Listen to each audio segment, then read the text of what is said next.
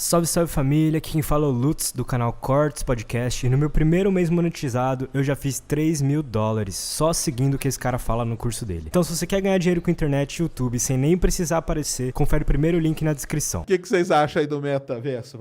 É futuro mesmo? Cara, mas não pode ser aqueles bonequinhos, né, que o Fantástico mostrou, né?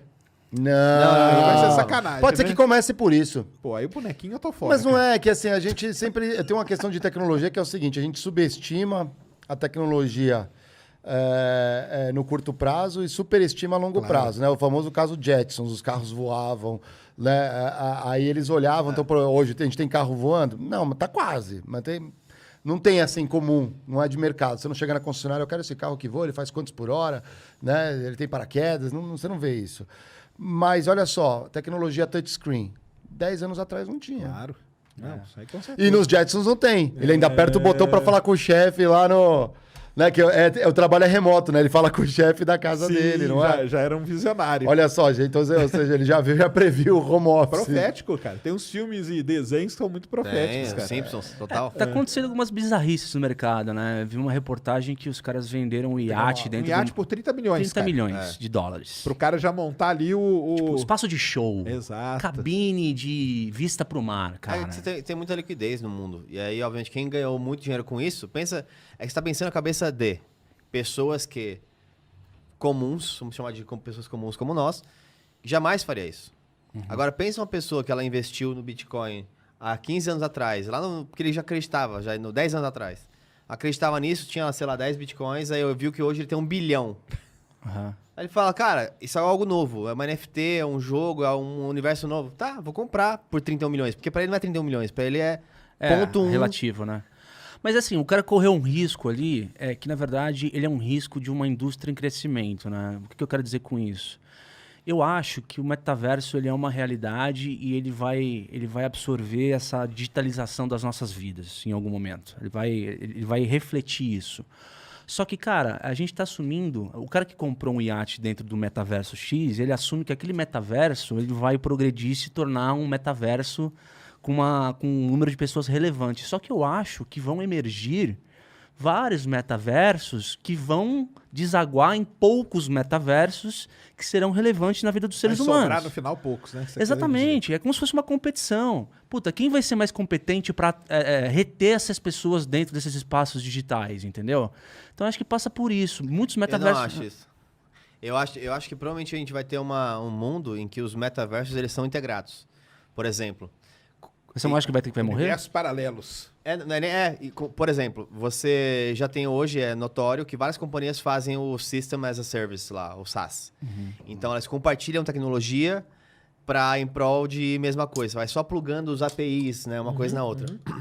Então, imagina, por exemplo, que se eu tivesse um metaverso criado para a parte... Vamos supor aquele óculos, que é um óculos que esquece aquele grande negoção. Pensa no óculos normalzinho de novo. A Ray-Ban já tá fazendo. A Ray-Ban, Junto com a Meta, Ray-Ban com já Facebook. fez, cara. A Ray-Ban, o cara já tá usando o óculos da Ray-Ban, cara. É um projeto junto com... Você dirige, por exemplo, você olha uma loja, você vê os dados, você vê que se tem algum lançamento, você já consegue ver só de fora. E se você entrar em um bar, por exemplo, e olhar para outro lugar, tem um jogo ali. Então é o mesmo metaverso, só que vários metaversinhos que se integram no negócio. Porque já é o jogo que você gosta, já são as coisas que você gosta, e os caras já vão colocando aquilo pra você, né? Mas você acha que é uma coisa única que vão se conectar os pedaços, tipo um puzzle? Eu acho que sim, eu acho que vão ter coisas separadas, mas vai ter uma grande junção de mundos ali entre uma coisa e outra. Mas uma coisa que é interessante falar só, porque todo mundo que fala de metaverso fala sempre um caminho assim, né? A gente vê um caminho e vai reto. E até o Murilo Gun, que é um cara que veio da tecnologia, inclusive, já foi no Singularity, ele fala bastante agora, ele tá numa vertente mais do Real Reality. Então, tudo na vida ela é um pêndulo e uma mola. Então, você vai esticando, esticando, esticando, quando comprime ela bate, ela vai gerando movimentos. Sempre, obviamente, aí a parte da física também, uma força para um lado... tende a uma força... Spin-off do mal, que eu chamo. Exatamente. Então é isso. Quanto mais tem pessoas que estão falando assim, cara, vou entrar no metaverso, vou comprar um naviozinho lá. A gente acabou de falar de um exemplo do sobrevivencialista. Que ele viver quer da natureza, viver da natureza, viver da terra. Não tem Então, mídias sociais, não vou ver YouTube. os polos eles vão se dividindo e o equilíbrio do mundo é como que isso vai indo pra frente. Se eu pudesse falar um pouco do outro lado, eu queria colocar aqui um ponto de reflexão, é o seguinte, né? Acho que o metaverso, coisas como essa, a gente pensar nisso até uma questão da digitalização das nossas vidas, né? E quando você Algoritmização. Algoritmização, digitalização dos nossos cérebros, né? Exato. Chega uma hora que a gente começa a pensar que nem uma linha de código, né? Exatamente. E é foda pensar nisso, porque quando você quebra um elo de relações humanas, pra onde a gente vai, mano? Isso aí. Entendeu? E aí? Então isso cria questões. Qual o e esse futuro é da outro lado. humanidade? Esse Qual é o o futuro outro da lado. humanidade? A dualidade. Eu acredito nisso também, porque... Qual o futuro da humanidade? A dualidade. Mas Mas deu certo, mas coube. Diego, o filósofo, critiquei aqui. Então é uma preocupação, assim, sabe? O que vem pela frente? Porque as coisas estão acontecendo e hoje, cara... Será que elas estão acontecendo? Estão acontecendo e estão acontecendo de forma... Mas eu acho, eu sou um cara otimista, mas tem uma coisa que é inegável, que não dá para ser um pouco pessimista, que é olhar os dados. Então, por exemplo, você olha hoje, assim, tem alguns dados que eu não sei julgar, talvez, Sérgio, você me ajuda aí. Por exemplo, superaquecimento global. Será que isso não pode ser um gatilho para uma extinção em massa? Mais uma? Só que até lá, olha só que curioso. O planeta começa a aquecer, começa a ficar numa temperatura que realmente a gente não consegue sobreviver nas condições atuais. Então já vai ter o business do traje, que você vai ter que usar uma roupa para poder sair na rua, porque, sei lá, né, antigamente não pensavam disso da camada de ozônio, agora é, sei lá, o que é? Derretimento permafrost, isso aí. né? Então vai subir o nível do mar e tudo mais. Então talvez, se todo mundo puder ficar num lugar seguro, o jeito de interagir vai ser com uma tecnologia dessa. Ou... Nossa, brisa aí agora, não é? Legal. Ou para mim vai ser igual uma vacina. A gente vai chegar num nível que, dado que é um risco iminente para a população, seja aprovado, por exemplo, testes para você mudar o DNA do humano para que aguente um grau a mais na temperatura Mas do aí corpo. é uma tecnologia... Mas aí você tá misturando duas coisas super foda, cara. Que é o metaverso com o CRISPR, né? Qual que é o... O CRISPR é o cara que é os chineses lá que foram presos por causa disso aí, cara. Ah, é? Não sabia. Engenharia genética. É um hack Exatamente. genético, né? O cara vai lá, ele pega... É excelente, cara, porque se você detectar que vai nascer o seu filho com um problema e você consegue lá manipular o DNA dele para ele não nascer com aquilo, não é ótimo? É ótimo. Só que tem o spin-off do mal, cara. A linha da moral e da ética. Exato, tanto que os caras foram presos. Nossa, mas eles falam que foram presos meio como bode expiatório, porque isso está acontecendo já. Engenharia genética é um negócio pesado. E pode ser isso. O ser humano ele vem se adaptando às mudanças do planeta por conta da seleção natural. A gente foi mudando... De modo orgânico. Isso, de modo orgânico. Agora não, agora pode ser de modo que você está intervendo mesmo. Então vamos lá. Está mudando a atmosfera. O grande problema a gente nem fala aquecimento, a gente fala de mudança climática. Mudança climática, Porque o que a gente está fazendo é mudando a atmosfera. Então a gente está mudando a composição da atmosfera, que pode ser uma atmosfera que não seja boa pra gente. É verdade. Mas a gente pode ir lá alterar o DNA e falar, cara, o ser humano ele vivia com 15% de oxigênio. Está diminuindo para 10%. Então vamos lá alterar o DNA dele para ele começar a viver com 10%. Como que era aquele filme? Só que pode ser que o ser humano que nasça não vai ser esse ser humano nosso. Talvez ele tenha que ter 3 narinas. Sim. Igual Waterworld, né? Aquele filme lá que o cara tinha as guerras. As guerras, Exato. O filme mais flopado da história, né? É aquilo lá, mas é outro filme profético. Não, totalmente. Profético. Ou seja, através do melhoramento genético, a gente vai conseguir colonizar, por exemplo, uma lua de Júpiter. Coisa do tipo. Que é super, né? Outra atmosfera. Caramba, galera. Aqui. Então vamos montar uma empresa já disso aqui. Já existe. A atmosfera do planeta, cara, ela já tá igual a que era há 4, 5 milhões de anos atrás. Já não é a atmosfera que a gente nasceu. Sim. Já é uma outra atmosfera. Por enquanto, nós estamos aqui ainda. Mas pode ser que vá avançando isso aí e a nossa, sei lá, nosso bisneto, ele já nasça com uma orelha desse tamanho, com um nariz pequenininho ou com um nariz gigante. Isso é a adaptação. Que a gente... A teoria, eu até brinquei com o Pirula aqui, cara, que a teoria da evolução seria muito melhor se ela chamasse teoria da adaptação. Porque você vai se adaptando às mudanças. Agora, pode acelerar isso. Vai lá e intervém geneticamente, entendeu? Vai lá e intervém no DNA. Muda ali um negocinho, Você descobre, mudei. Opa, agora a gente consegue viver com 10% de oxigênio, só tá ótimo. E olha só que você tá E aí, falando... não, a gente- e aí, só para explicar um pouco de algumas forças que vão acontecer para que o debate exista. Porque, por exemplo, fazer o DNA há 10 anos atrás custava $1.000. Hoje custa $1. Você faz já um teste de DNA. É $1 não. O mas custo faz- mesmo. Não, o custo, não, tá. não o preço que você paga. Então, eu tava vendo que já existe um chiclete que os presidentes dos Estados Unidos ali mascam antes das reuniões, que tem vários DNAs misturados, para que se ele tomar um copo de água e deixar o copo na mesa, se algum terrorista pegar aquele copo, ele não vai saber qual não que vai é. saber qual que é o DNA do Que presidente. doideira, cara. Então ele não pode criar uma arma biológica que ataca só o presidente dos Estados Unidos. Caramba, cara, que brisa. Olha o nível.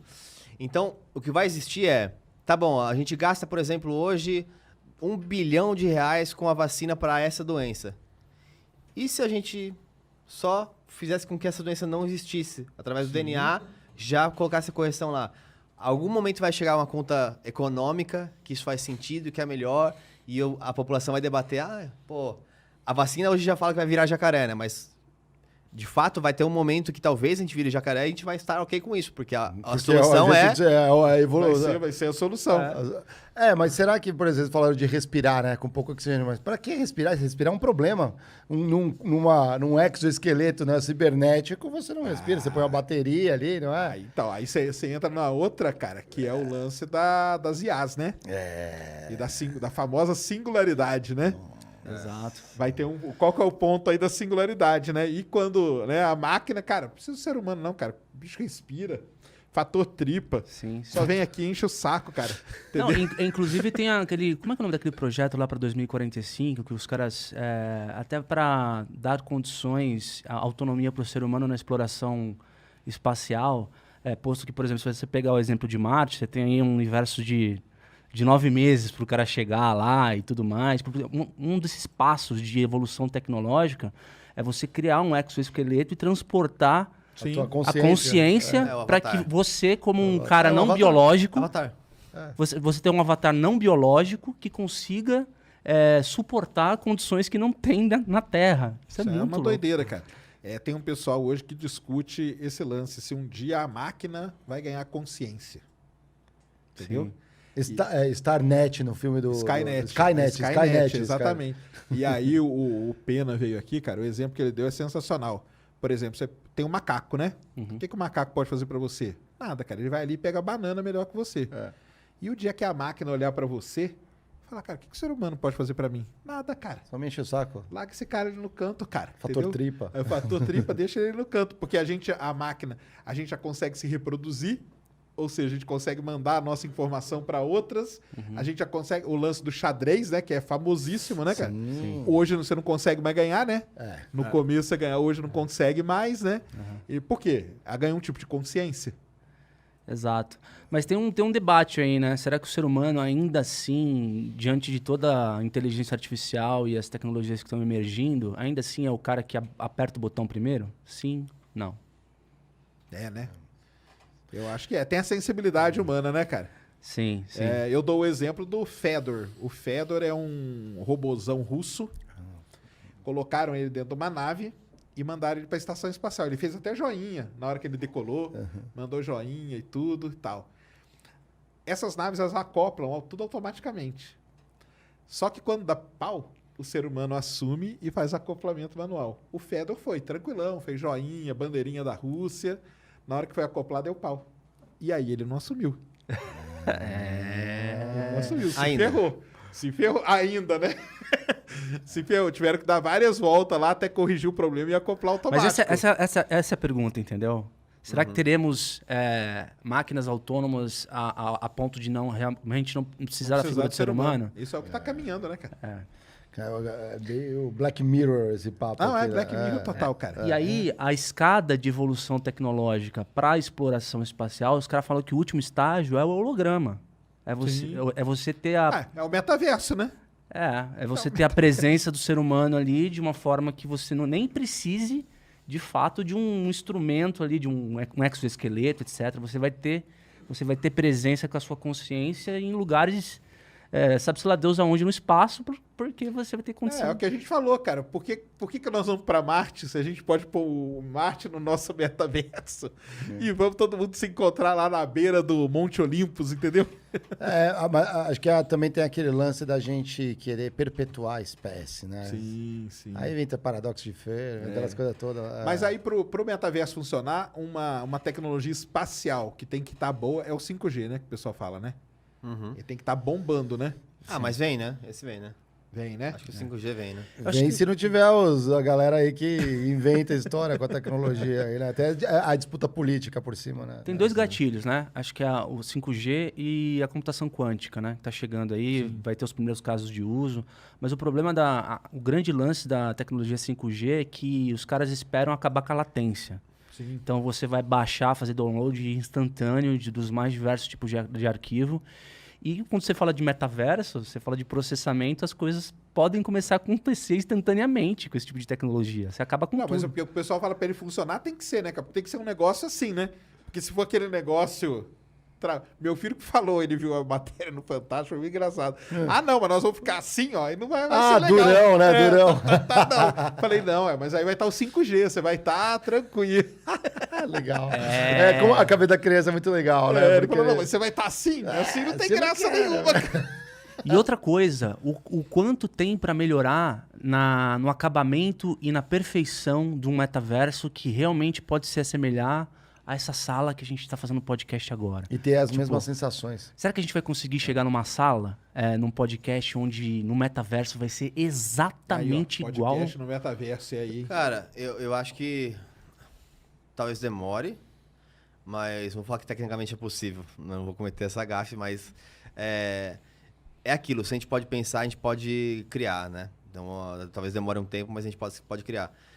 A real é que tudo que a gente sente, vê, cheira, está sendo processado no cérebro.